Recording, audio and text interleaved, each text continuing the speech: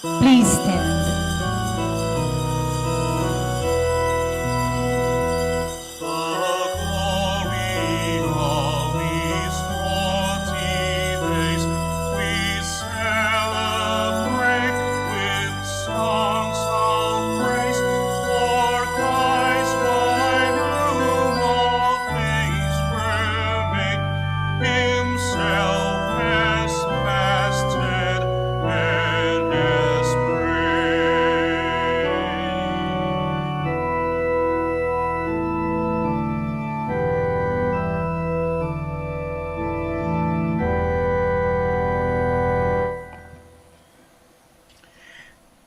In the name of the Father, and the Son, and of the Holy Spirit. Amen. The Lord be with you. And with your spirit. Magandang umaga po sa inyong lahat at welcome po muli dito sa Basilica. To prepare ourselves to offer this holy sacrifice to the Mass, let us for a while acknowledge our sins and failures and be sorry for them.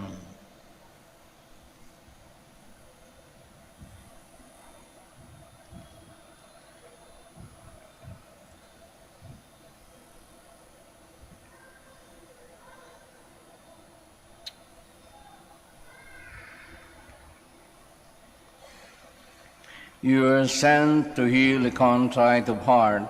Lord, have mercy. Lord, have mercy.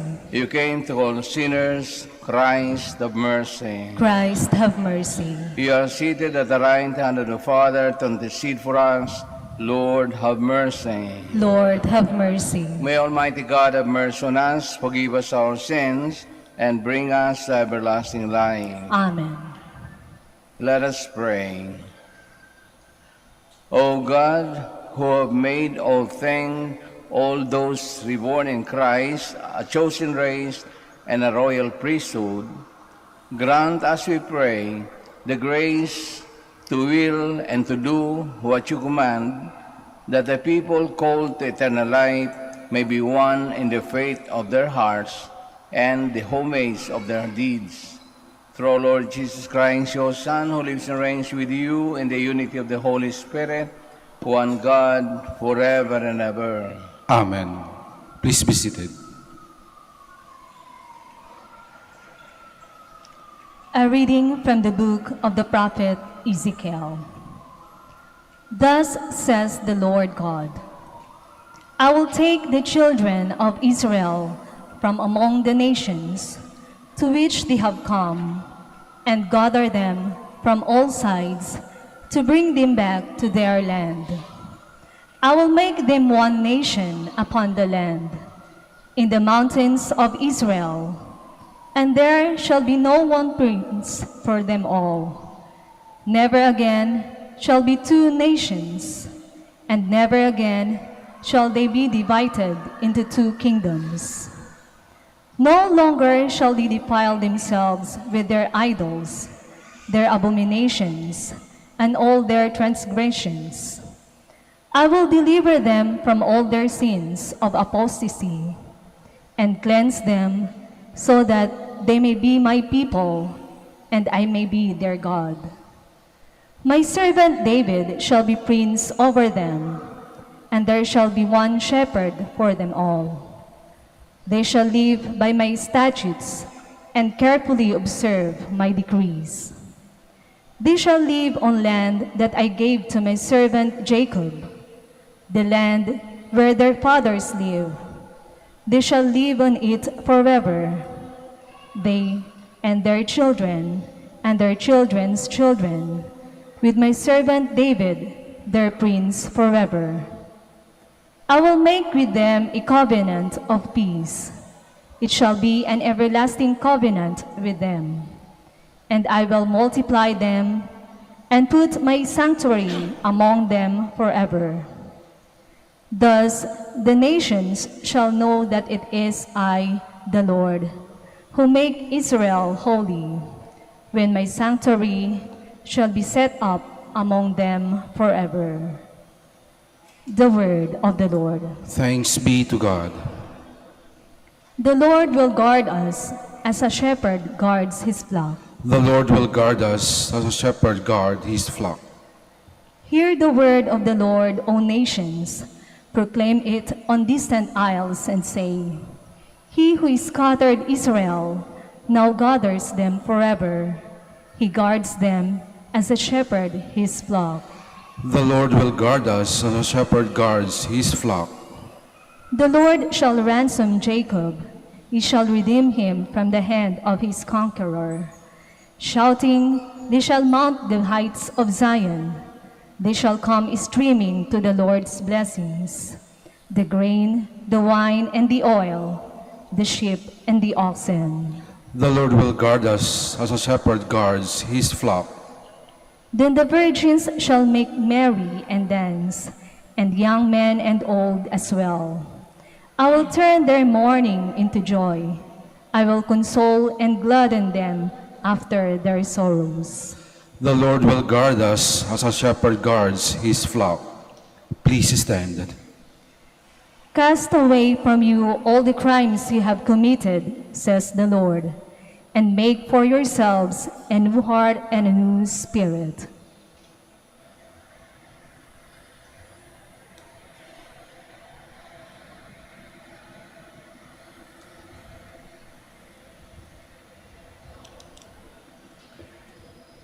The Lord be with you. And with your spirit. A reading from the Holy Gospel according to John. Glory to you, O Lord. Many of the Jews who had come to Mary and seen what Jesus had done began to believe him. But some of them went to the Pharisees and told them what Jesus had done. So the chief priests and the Pharisees convened the Sanhedrin and said, What are we going to do? This man is performing many signs. If we leave him alone, all will believe in him, and the Romans will come and take away both our lands and our nation. But one of them, Caiaphas, who was high priest that year, said to them, You know nothing, nor do you consider that it is better for you that one man should die instead of the people, so that the whole nation may not perish. He did not say this on his own, but since he was a high priest for that year, he prophesied that Jesus was going to die for the nation, and not only for the nation, but also to gather into one the dispersed children of God. So from that day on, they planned to kill him. So Jesus no longer walked about in public among the Jews, but he left for the region near the desert to a town called Ephraim, and there he remained with his disciples. Now the Passover of the Jews was near, and many went up from the country to Jerusalem before the Passover to purify themselves.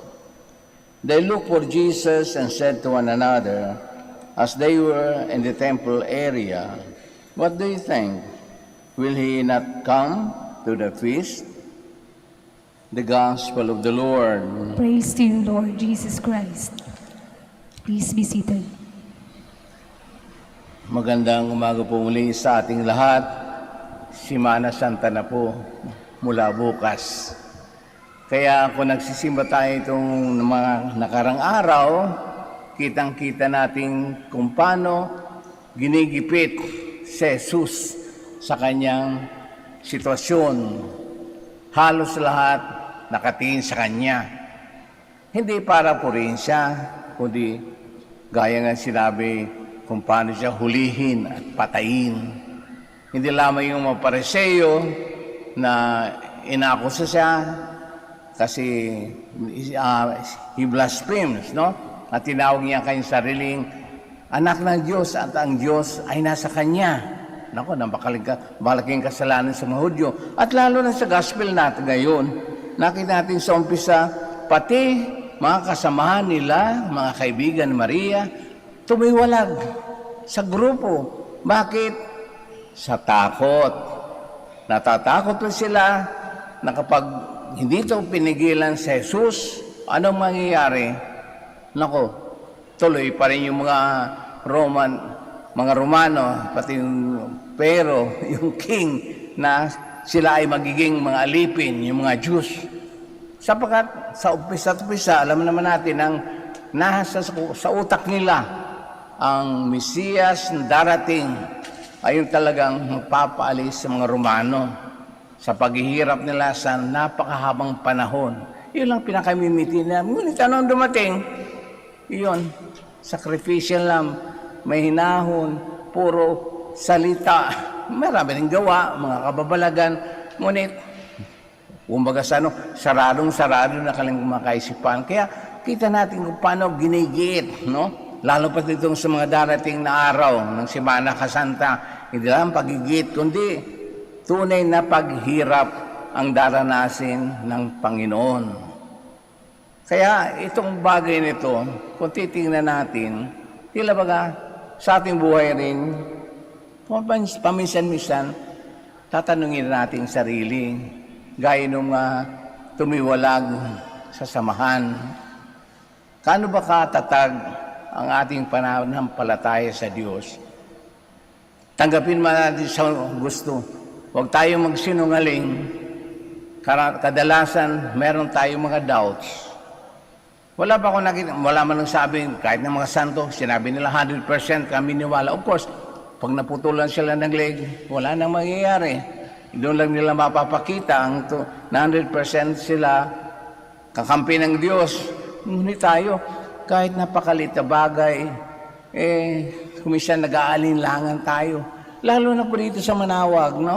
Gaya nung mga estudyante yung pupunta dito, magpapabless ng kung ano-ano, sapagkat naging pamuso pa tayo na pag dumalangin tayo sa mga Birhen, lalo na kapag mga board exam, nagiging top dancer pa tayo.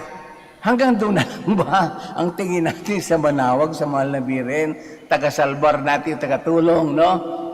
Bakit? Nasabi ko rin na ang iba, bumalik ba? Hindi. Kuminsan, bumalik. Napapatunayan pa natin sapagkat kuminsan, makakita kami malaking bilao ng pansit, malaking cake. Pag tinanong, wala pong may birthday sa amin. Hindi po, nagpapasalamat lamang kami sa mga Birhen. Kasi napakasama.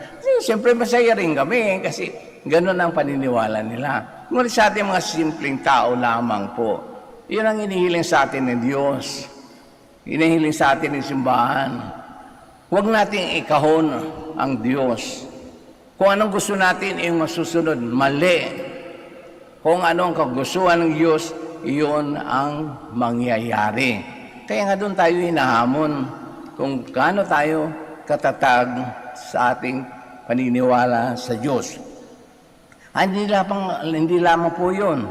Kahit yung pakikisama natin sa ating kapwa. Kumisan, ito na lagi ko naririnig, lalo sa confession, nagsisipada kasi sinigawan ko yung tao na nagalit ako, nainis ako. No?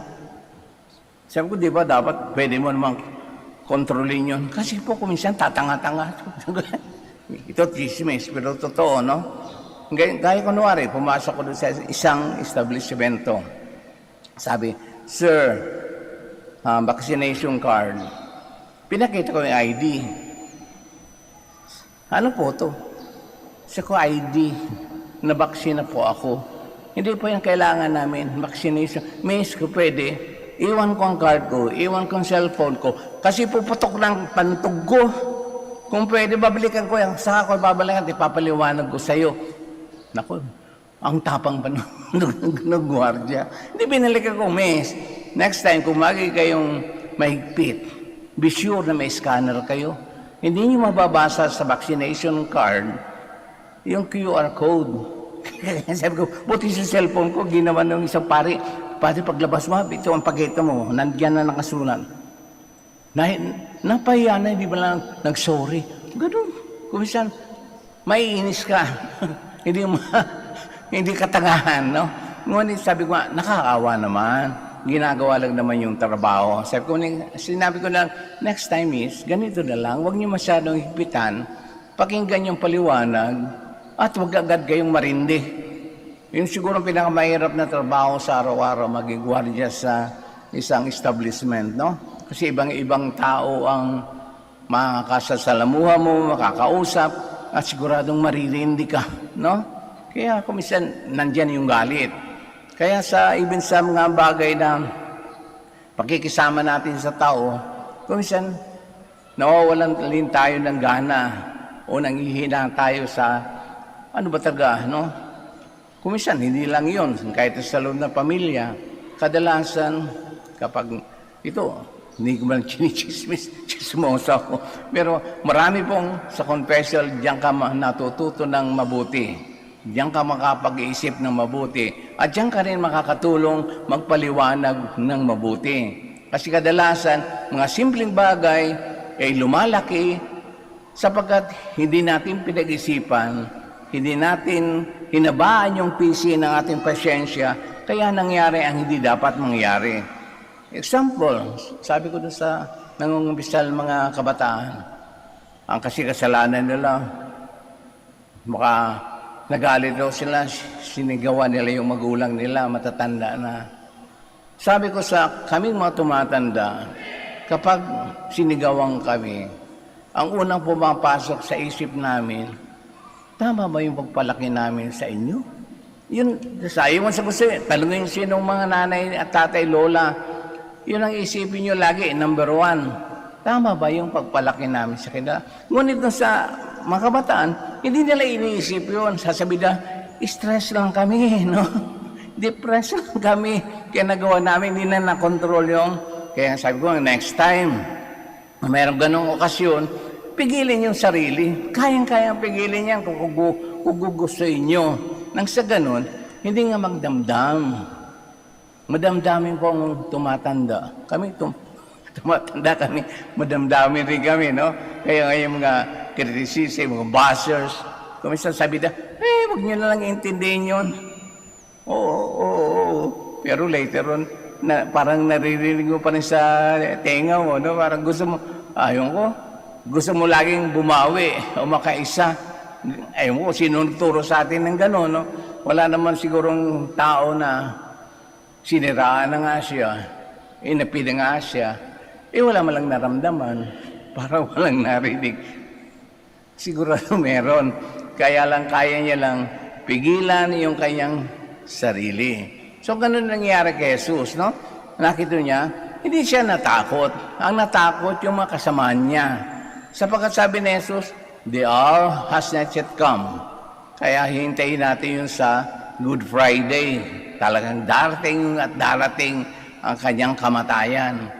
Ngunit yung takot ng mga kasamaan niya ay hindi maalis. Kaya ang iba tumiwalag.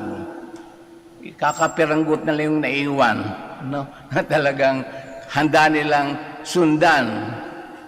Kahit na alam na nila, no? Ngunit nangingibabaw pa rin yung takot nila sa mga Romano, sa mga ganun talaga ang buhay, no? Hindi maalis sa buhay natin na meron tayong kinakatakutan. Hindi lamang panganib sa ating buhay, hindi lamang sa panganib sa ating mga katawan. Kahit sa pag-iisip, hinahamon tayo lagi ng pag-aalinlangan. Kasi kulang pa. Hindi naman sabi ko wala. Kulang pa yung pananalig natin, yung tiwala natin. Kaya yun ang huwag natin kalilimutan. No matter maliit, napakasimple, ating paniniwala sa Diyos, sa tulong ng mga labirin. Ngunit, sabi nga natin, yung kasabihan, totoo yun, nasa Diyos ang awa, nasa atin ang gawa. Kaya tayo mismo ang gagawa, hintayin natin ang awa. Huwag natin baliktarin. Sabi ko, kaya nga, huwag natin ikakahon ang Diyos. Kapag kinahon natin ang Diyos, kinahon natin ang malabirin, tayo masusunod, ewan ko kung ano mangyayari, no? Kung kaawaan ka. Sigurado, hindi ka kaawaan kasi ora mismo, ikaw hindi niniwa, ikaw mismo lang ang may kagustuhan noon, no? Kasi kung minsan, may mga bagay na hindi natin napag-isipang mabuti, no? Gaya, yung nga, sabi ko kanina, yung mga kumukuha ng exam. Sabi ko, siguruhin nyo na nag-aral kayo. Hindi po magic ang kumuha ng exam. Hindi swerte-swerte. May preparation na kailangan. Pasalamat ka kung nakapasa iyo dahil maliwalas sa iyong kaluban. Hindi mo iniisip na ito ay gawa ng Diyos kaya ako nakapasa. No, gawa mo muna yan. Naawa lang sa iyo ang Diyos. Malamang na sabi mo, ay, kung makapasa ko ng nursing, tutulong ako sa mahirap, tutulong ako. Baka makalimutan mo yan. Madaling gumawa ng promesa. Ngunit, napakadaling kalimutan. Yun yung katatandaan nyo, kahit walang nakarinig sa inyo, yung promesa natin sa Diyos, promesa sa mahal na Birhen, kung anumang promises sa ating sarili, tupadin nyo. Kung hindi mo na matupad, baka later, darating rin yun, at siguradong darating yun. Basta huwag nyo lang kalilimutan at higit sa lahat, lalo-lalo na kung babalik ta rin nyo. Para bang wala kayong naalala. Nagka-amnesia kayo sa mga inilapit siya sa Diyos, inilapit siya sa malabirin. Parang bago ka ng tao kasi ganito na estado ko, no? Iba na. Mali po yun, no? Huwag tayong gagaya sa mga taong ganon. Nakakalimot sa kanilang pinanggalingan. Sabi nga, paalala sa atin lagi, kung pinanganak tayo ng hubad, babalik din tayo sa Diyos ng hubad, no?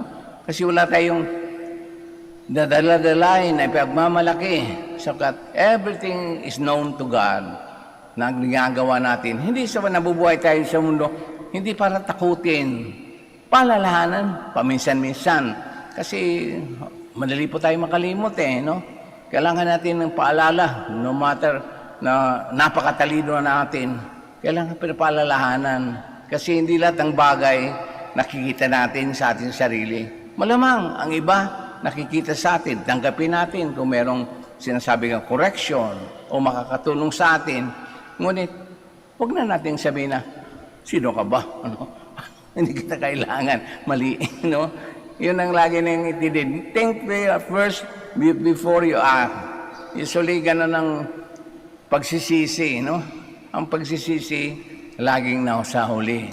Ngunit kapag prepare tayo sa lahat ng bagay na nangyayari, maliwalas. Magiging tayong masaya. Hindi puro lang isipin natin yung mga hamon, mga stress para walang katapusan, no? Kaya nga wala malapit tayo sa Diyos para tayo tulungan. Meron tayong sinasandigan. Kasi kung wala tayong kakampi, sino pang kakampi natin? Sino hanapin natin maging kakampi? Kundi yung totoong kakampi, no? Kaya ng gawain ng relihiyon na ibinibigay sa atin sa araw-araw. At sabi ko nga, yun ang mabagay na dapat nating buhayin, isa isip, isa buhay, nang sa ganoon, hindi tayo basta lang titiwalag. Hindi tayo basta mawawalan ng gana. No matter how hard is the way, talagang kapag pinursige mo, may magandang ibubunga.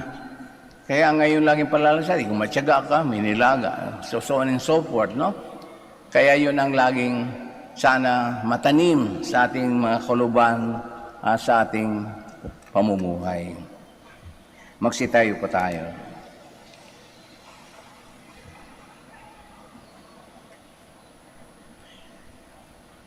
My brothers and sisters, let us pray to God our Father, that we may have the courage of Christ to face life and its difficulties, even death, for the sake of life and growth for ourselves and for others.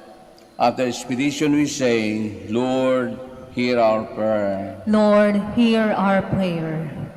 That non-Christians may come to know Jesus, who died for all. Let us pray to the Lord. Lord, hear our prayer. That separated Christians may show greater commitment to ecumenism. Let us pray to the Lord. Lord, hear our prayer. That those in authority may commit themselves to the service of truth and justice. Let us pray to the Lord. Lord, hear our prayer. That all Catholics may have a special sense of belonging to each other through their common faith. Let us pray to the Lord. Lord, hear our prayer. That mothers who lose their child may not be crushed by the weight of their problems. Let us pray to the Lord. Lord, hear our prayer. In silence, we offer our personal petitions and also include the intentions of this Mass.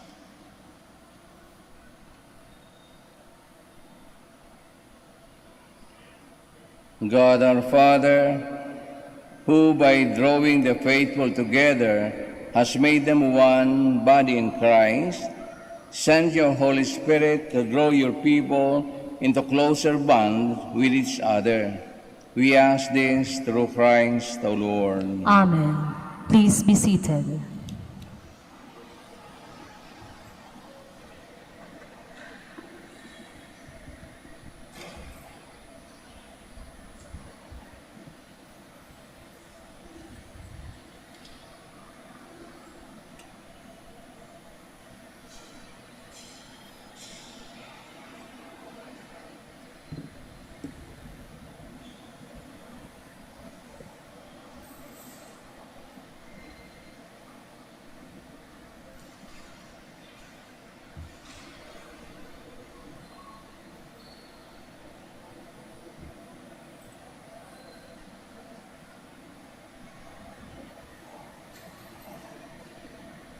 Blessed are you, Lord God of all creation, for through your goodness we have received the bread we offer you.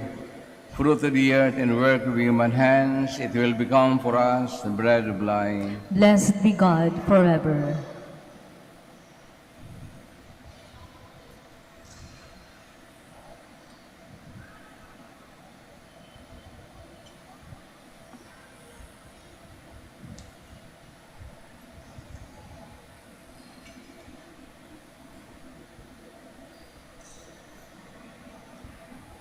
Blessed are you, Lord God of all creation, for through your goodness we have received the wine we offer you. Fruit of the vine and work of human hands, it will become for us our spiritual drink. Blessed be God forever.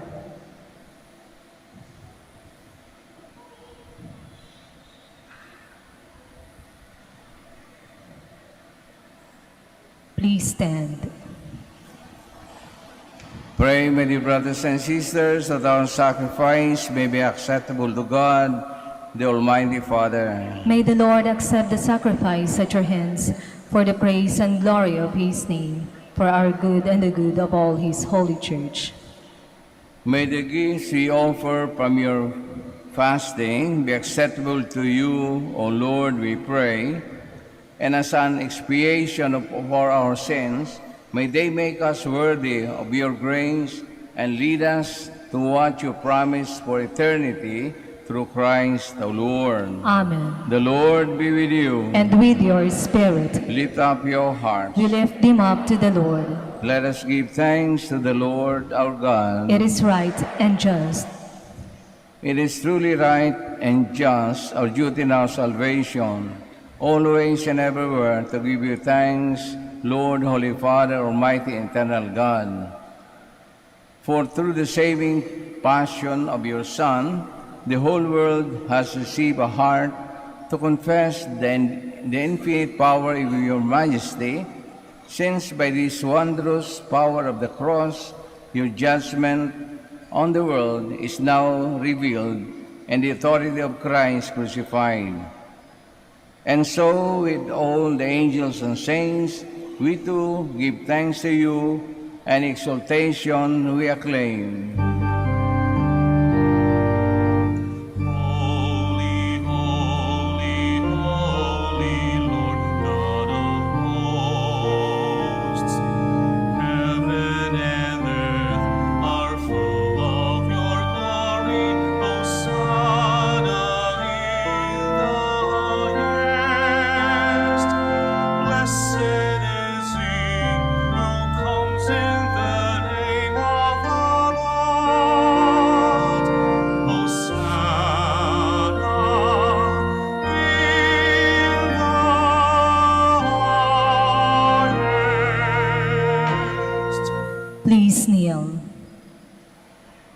You are indeed holy, O Lord, the fount of all holiness. Make holy, therefore, these gifts, we pray, by sending down your Spirit upon them like a dewfall, so that they may become for us the body and blood of our Lord Jesus Christ. At the time he was betrayed and entered willingly into his passion, he took bread and giving thanks, broke it and gave it to his disciples, saying, "Take this, all of you, and eat of it, for this is my body, which will be given up for you."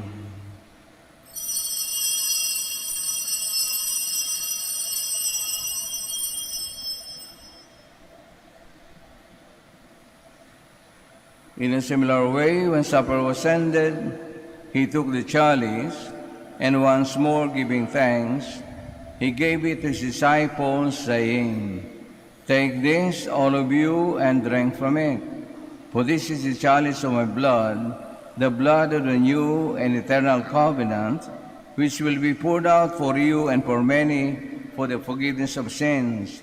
Do this in memory of me."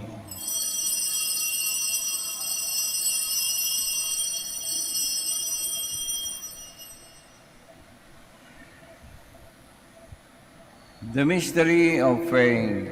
Save us, Savior of the world, for by your cross and resurrection you have set us free. Therefore, as we celebrate the memorial of his death and resurrection, we offer you, Lord, the bread of life and the chalice of salvation, giving thanks that you have held us worthy to be in your presence and minister to you. Humbly we pray that partaking of the body and blood of Christ, we may be gathered into one by the Holy Spirit. Lord, remember your church spread throughout the world and bring her to the fullness of charity, together with Francis our Pope, Socrates our Bishop, Fidelis his Assistant Bishop, and all the clergy. Remember also our brothers and sisters who have fallen asleep in the hope of the resurrection, and all have died in your mercy. Welcome them into the light of your face. Have mercy on us all, we pray, that with the Blessed Virgin Mary, Mother of God, with the blessed apostles, with Saint Joseph, and all the saints who have pleased you throughout the ages, we may merit to be co-heirs to eternal life, and may praise and glorify you through your Son, Jesus Christ. Through him, and with him, and in him, O God, Almighty Father, and the unity of the Holy Spirit, all glory and honor is yours forever and ever. Amen. Please stand. At the Savior's command and formed by divine teaching, we dare to pray.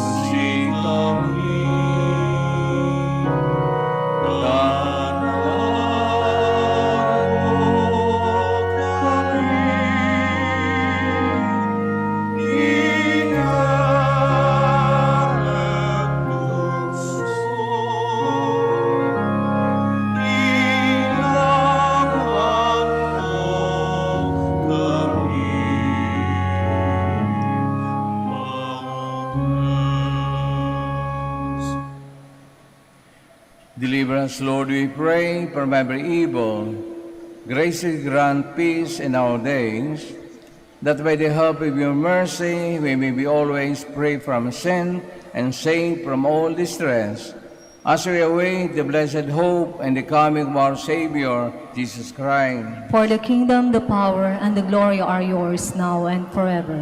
Lord Jesus Christ, who said to your apostles, "Peace I leave you, my peace I give you," look not on our sins, but on the faith of your church, and graciously grant her peace and unity in accordance with your will, who live and reign forever and ever. Amen.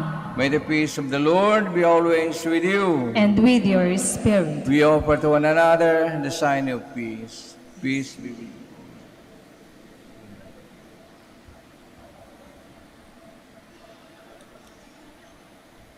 The Lamb of God, You take away the sins of the world, have mercy on us. Lamb of God, you take away the sins of the world, have mercy on us. Lamb of God, you take away the sins of the world, grant us peace. Please kneel.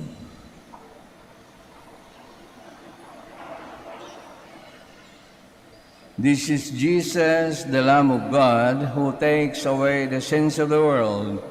Happy are those who are called to receive him. Lord, I am not worthy that you should enter under my roof, but only say the word, and my soul shall be healed.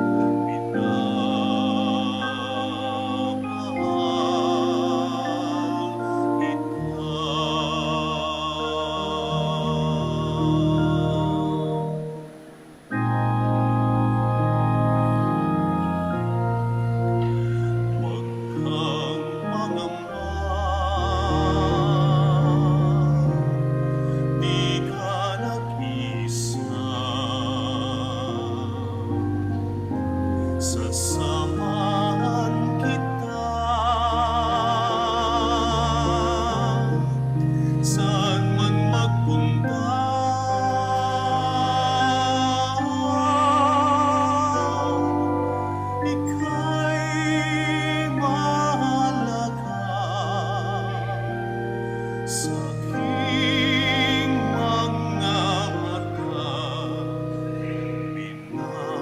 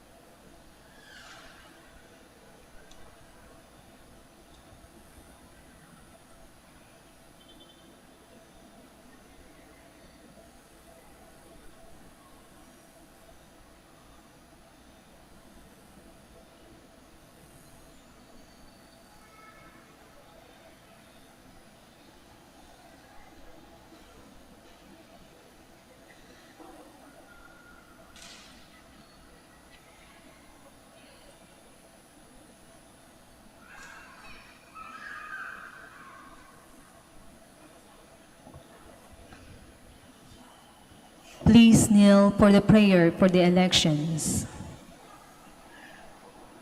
Let us pray that the forthcoming elections may truly reflect the will of the Lord who guides the destinies of nations.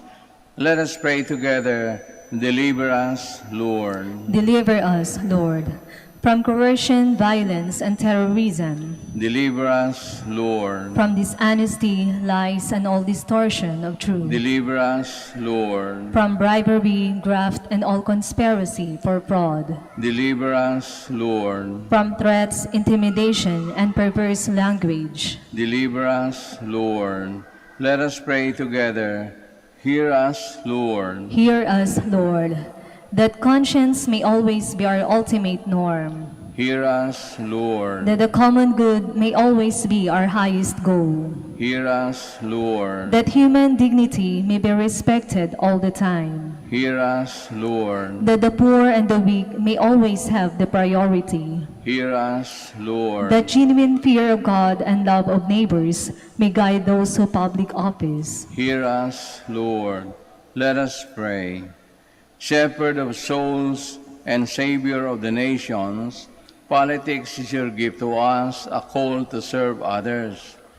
May our political engagement for voters and candidates bring glory to your loving name and help us grow in holiness forever and ever. Amen. Please stand. Let us pray.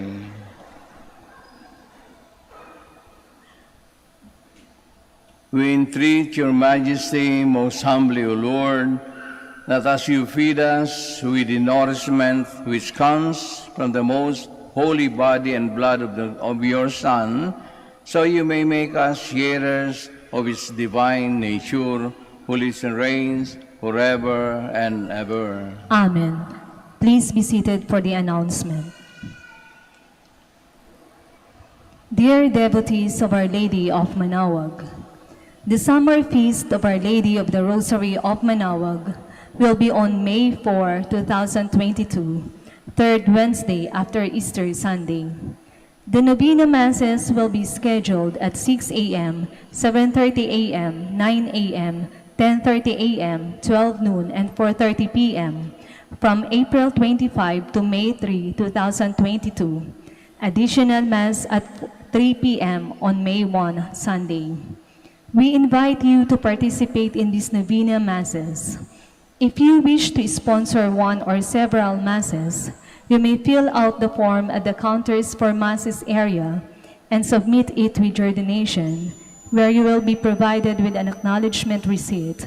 Or you may visit our website www.manaoagminorbasilica.org for the online Pamisa. All names of donors and sponsors will appear in the electronic souvenir program. Thank you very much for your continued support. God bless you. Please stand.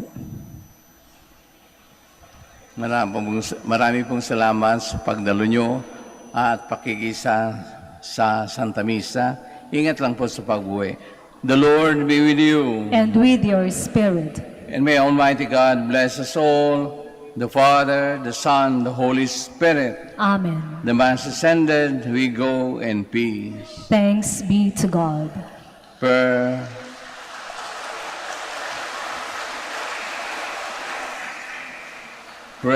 for the blessing of the sick.